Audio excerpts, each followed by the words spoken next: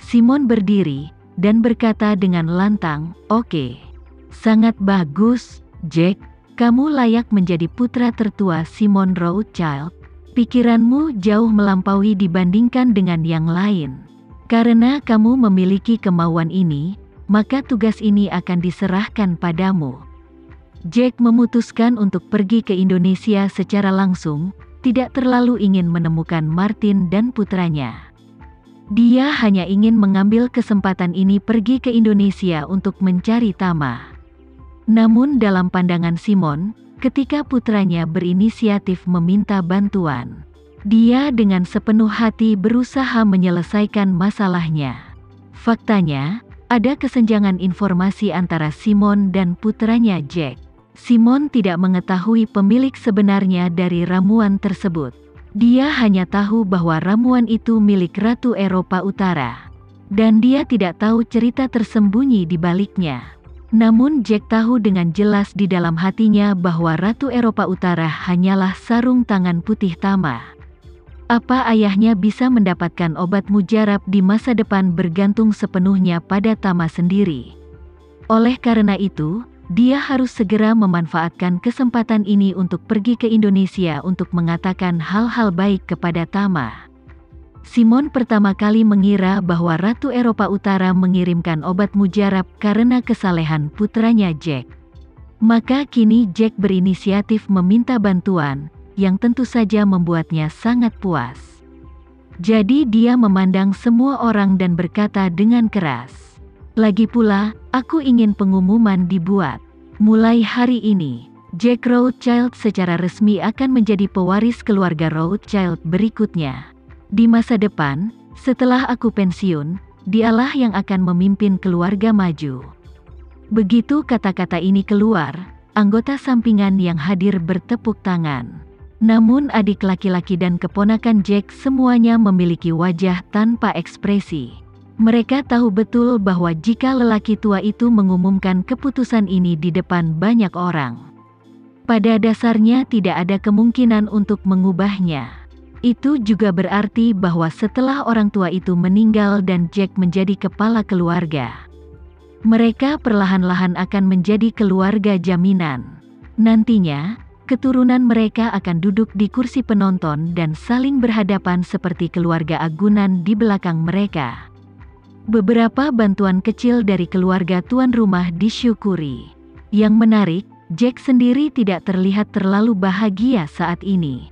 Hal ini tidak mengherankan, karena dialah satu-satunya selain Simon yang mengetahui bahwa dia mungkin tidak dapat mengambil alih. Oleh karena itu, ia semakin bersemangat pergi ke Indonesia untuk bertemu Tama. Setelah pertemuan tersebut, anggota keluarga agunan ini meninggalkan Rothschild Manor dengan gembira satu persatu. Simon memanggil Jack ke ruang kerjanya sendirian dan memberitahunya, "Jack, kali ini kamu pergi ke Indonesia, kamu harus melakukan segala kemungkinan untuk membawa kembali ayah dan anak Donald. Keluarga sampingan itu sedang menunggu kabar kesuksesanmu." Jack berkata dengan hormat, "Jangan khawatir, ayah. Aku akan berusaha sekuat tenaga." Simon mengangguk ringan dan melanjutkan, "Aku biasanya meremehkan kerabat ini. Tapi mereka akan menjadi kekuatan yang sangat diperlukan bagimu untuk mengkonsolidasikan posisimu sebagai patriark setelah kau menjabat di masa depan. Jadi kali ini aku mendirikan klan. Tujuan dari kantor penghubung adalah untuk menyatukan mereka di sekitar keluarga Rothschild mulai sekarang. Dengan rahmat yang diberikan kepada mereka oleh kantor penghubung klan ini, mereka akan melakukan yang terbaik untuk mempertahankan ortodoksi keluarga Rothschild di masa depan. Ortodoksi keluarga adalah untuk melindungi kepentingan mereka. Ayahmu dan aku adalah ortodoksi generasi keluarga Rothschild ini. Dan kamu, sebagai putra sulungku dan pewaris pertamaku yang telah dikonfirmasi, adalah ortodoksi generasi penerus keluarga Rothschild. Jadi semua yang aku lakukan hari ini adalah untuk membuka jalan bagimu, mengerti?" Jack mencibir dalam hatinya, "Membuka jalan untukku? Jalanku hampir terputus olehmu, dan kamu masih membuka jalan untukku?" Kamu lebih seperti menutup jalan untukku. Jika dia membicarakan Simon sebelum dia bertemu Tama, Jack akan mempercayai setidaknya 70% perkataan Simon. Namun, mengingat dia sudah mengetahui cerita di dalamnya, kepercayaan Jack pada kata-katanya benar-benar nol. Sebagai perbandingan, dia tahu lebih banyak daripada Simon, jadi dia bisa menyimpulkan bahwa semua yang dilakukan ayahnya hari ini adalah untuk mengkonsolidasikan statusnya sebagai patriark. Alasan mengapa dia mengatakan hal-hal yang terdengar begitu tinggi adalah hanya untuk menipu dirinya sendiri dan terus memberi dirinya kue dan membiarkannya menjadi pangeran yang bodoh.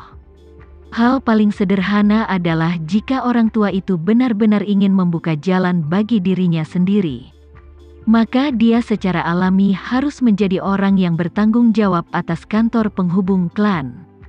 Namun, dia menghindari semua anggota keluarga langsung dan menunjuk manajer profesional paling terpercaya untuk mengelola kantor ini. Bukankah ini karena dia takut bantuan yang diberikan oleh kantor penghubung klan kepada keluarga agunan akan salah dicatat atas namanya? Atau atas nama saudara lainnya?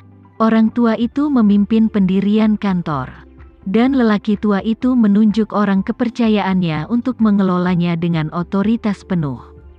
Jika keluarga agunan mendapat manfaat dari kantor ini di masa depan, orang tua itu tentu akan berterima kasih. Bayangkan saja, ketika seseorang tidak yakin apa anak atasannya akan memberhentikan karyawannya atau mengganti orang setelah mengambil alih. Atau apa dia akan memotong gajinya dan mengusir orang, bosnya tiba-tiba ingin memberinya kenaikan gaji sebesar 50%. Dan juga berjanji akan membantunya menyelesaikan masalah istrinya, pekerjaan, asuransi anak-anak, hipotek rumah, perawatan kesehatan orang tua. Apa dia mengharapkan anak bos untuk mengambil alih? Dia hanya akan berdoa kepada Tuhan setiap hari untuk memberkati dia dan membiarkan bosnya yang tidak adil hidup beberapa tahun lagi. Karena jika suatu hari putranya muncul, hari-hari baiknya mungkin akan berakhir. Namun, meskipun Jack mengetahui segalanya dengan baik, dia tetap membungkuk hormat kepada Simon dan berkata, "Terima kasih ayah atas kepercayaanmu. Aku pasti akan memenuhi harapanmu."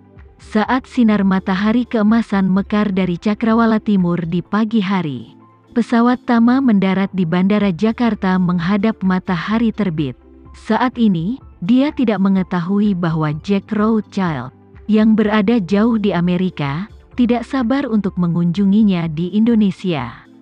Begitu pesawat mendarat, Tama tidak sabar untuk menelepon Isyana. Panggilan itu tersambung, dan suara lembut Isyana terdengar. "Tuan, mengapa kamu meneleponku sepagi ini?" Tama tersenyum dan berkata, "Aku baru saja mendarat di Jakarta. Aku ingin tahu apa ini nyaman bagimu sekarang. Kalau begitu, aku akan datang ke vilamu untuk menemuimu di vila." Isyana tersenyum tajam dan berkata, "Aku sudah menyiapkan beberapa minuman dan akan merebus air untuk membuat teh. Jika Tuan Muda tidak keberatan, kamu bisa ikut makan bersamaku." Tama berkata sambil tersenyum, "Tunggu sebentar.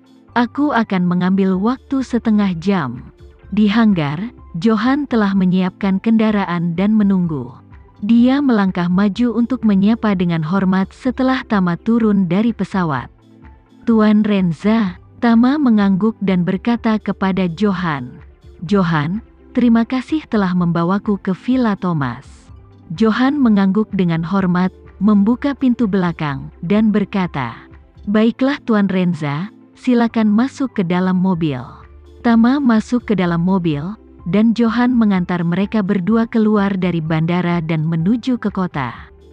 Di dalam mobil, Tama bertanya kepadanya, "Apa semuanya baik-baik saja di Villa Elsa akhir-akhir ini?"